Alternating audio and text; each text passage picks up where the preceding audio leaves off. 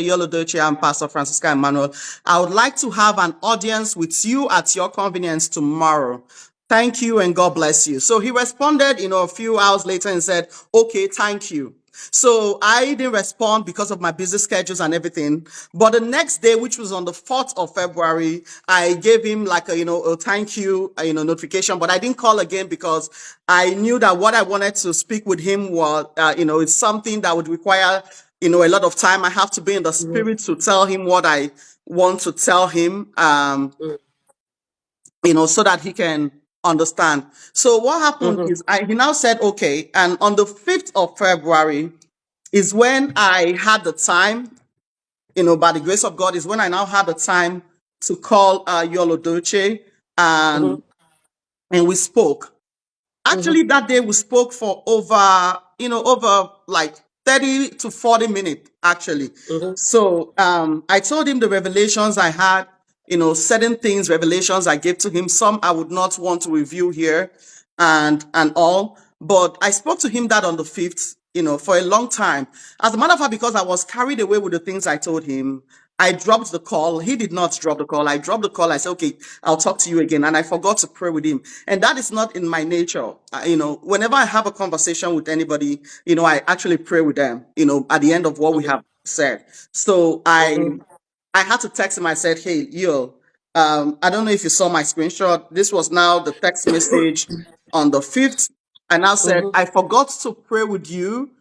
I am sorry, but as I dropped the phone, I did pray with you. And I also told him, because of what I have told him, I told him that I am praying that God will also reveal the truth to you of what you need to know. Mhm. That was my conversation with him. And I said, I will continue to pray for you. Just know that we love you because, at things you have to encourage people. And I would like to Yeah. say it here that Edochie is not a bad person.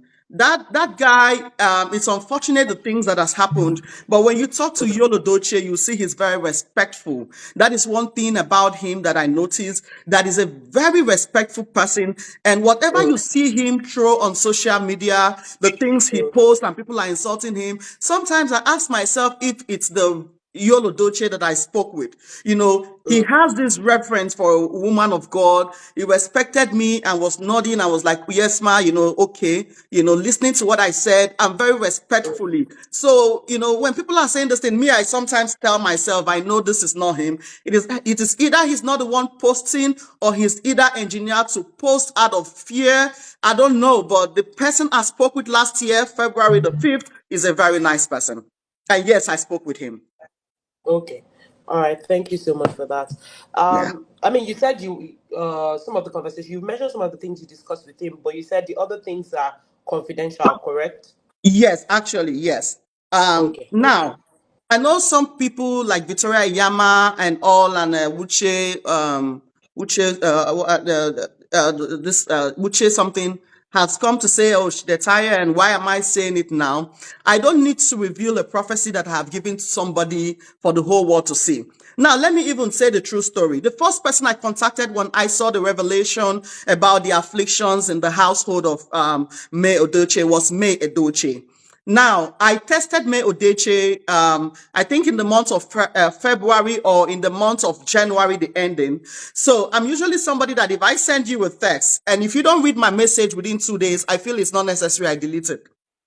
That is something about me. I unsend the message. So I sent her a message and, I think it was there on her DM. I know I'm following her, but, and she didn't, listen to the, read the message. But part of the things I told her, and God will bear me witness as I speak, I don't know if she has filed for divorce, but I saw that she was filing for divorce to get out of her marriage. And one of the messages I tested her was, don't leave your marriage. Everything is going to come back to normal. Don't leave your marriage. This is a trying time because in the spirit, I saw that she left her marriage and she's not meant to leave the marriage. So I tested her and said, don't leave your marriage. I also tested her and I said, please pray for your children, the afflictions and your husband too. He's in a deep issue that is unable to get out of. So those are the messages I sent to her. So after some days, she did not read. I unsent my message. Then I started sourcing for Edochie's number. I could not easily get her number. A few persons I spoke with, in the industry did not have a number. but they said they had Yolo Doche's number. So I said, okay, I will speak to Yolo Doche. The main person I wanted to speak with was not even Yolo Doche. It was Okay. May Me. Edochie. So I reached Mm. out to Yol with the text I showed you and told him then that on the 5th I called him. Now I called Yol I think around past 10 p.m. because that was when I became available. My schedules in the daytime and all. So it was maybe around past 10 p.m. was when I spoke to Yolo Doche and he was awake. And we spoke till past 11 p.m. Now, if you see from the screenshot, this I'm in America, I'm in Dallas, and the screenshot Mm. says that I sent him a text message after the call at 11:12 p.m. That is around like 12 p.m. 12 past 11 p.m. in Nigeria because Mm-hmm. Nigeria is 7 hours in this season, above Nigeria in terms of time. Sorry, Nigeria is 7 hours ahead of US. Ahead. Mm-hmm. Yes. So when I spoke to him, it was that night. We spoke for a long time. But what I noticed was that as we spoke, he was so cold. He was not able to express himself as we were speaking. He was Mm. just saying, yes, ma, yes, pastor, I would do okay. So one of the Mm. first things I told him, so when he was not free, the Lord opened my eye and I saw that Judy was there with him. I'm sorry, I didn't want to Mm. mention name at the start of this, but I guess that the free started Mm-hmm. with mentioning names. Mm-hmm. I sensed that a woman was with him, and Mm. I sensed that he was not comfortable to open up enough for me. The other message I blocked was because I said, be free to open up. I can Mm. even show you. I told him my name and all. I said, be free to open up because I knew he could not to open up, but he was accepting the things I was saying and, yes, okay, yes. Mm. So when I saw that the other woman was there by him, I said, okay, this guy is not going to be able to talk a lot. But I decided to go ahead and say the things I said. Now, Mm. for those people who are doubting if I had a conversation with Yol and the things that we said, I want you all to go to Judy's post on the 5th of February. She posted something immediately after our call on Facebook and on Mm. Instagram. Now, this is the Mm. 5th of February. If you can see my screen, I'm sorry, let me do something here, right here, real quick. Um, to confirm what the Holy Ghost told me. Can you see my screen? Can you Mm. see my screen? Mm. This is the 5th of February, right? Mm. That was immediately after my communication. If there's any computer experts that can, this is also what the 5th of February, right? So you see the love emoji she did because of the conversation she knew I had with Yo and the prophecy she knew I was giving Yo. And if things were okay, Yo should have been out of where he is. You see, Mm. if anybody that is online can help me unlock, I don't know. Instagram doesn't tell you the time that somebody posts, especially when it's over a year ago. I would give that person 100,000. If you can help me unlock the time that somebody posted, I just want to prove these things because after I posted, the Lord told me that her spirit is going to be restless. And immediately Mm. the call dropped. She made these two posts that you were seeing here that night. The love emoji, she said love, and had herself hold a man like a woman holding a man. You understand? And then the next thing she posted about the movie, she didn't do that all day. She did that around past 11 p.m. after my call with Yolo Mm. Duce.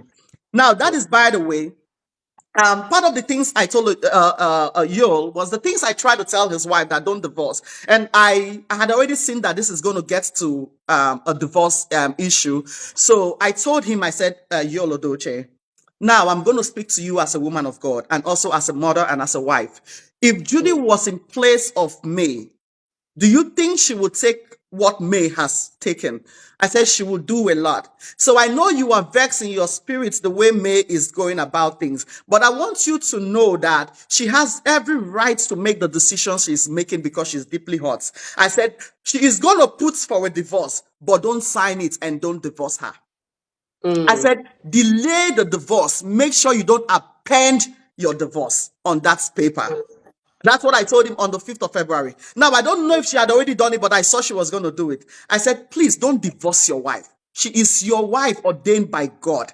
Whatever Mm. you are seeing now, you're going to get out of it.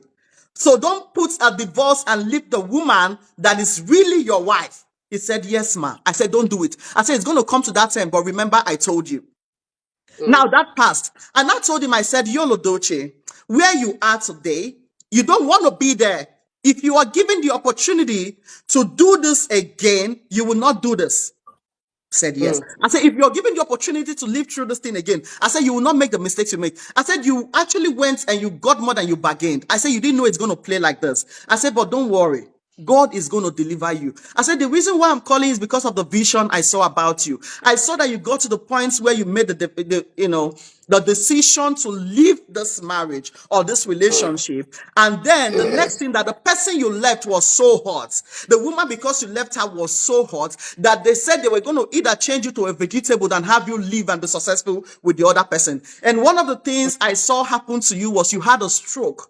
You started walking one-sided, and that the next thing I saw happen to you was you started talking incoherently with like somebody that has a mental issues.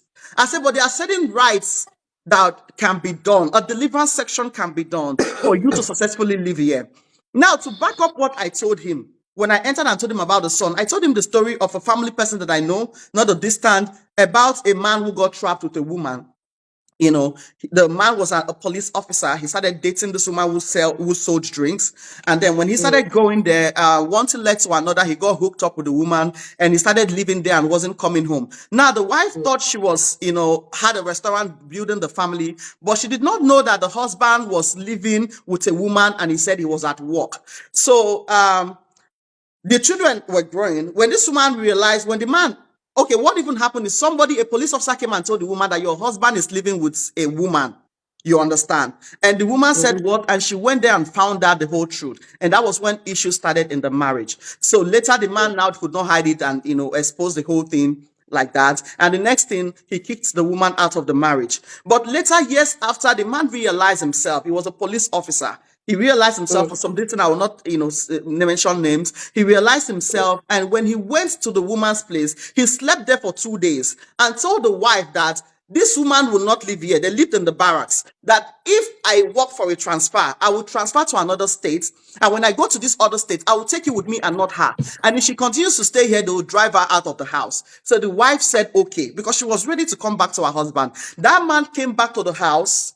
As he came back to the house, he slept. The next day, he was with his friends, police officers. He stood up and fell down, and he died right there, had a cardiac arrest. Because this other woman said, you cannot.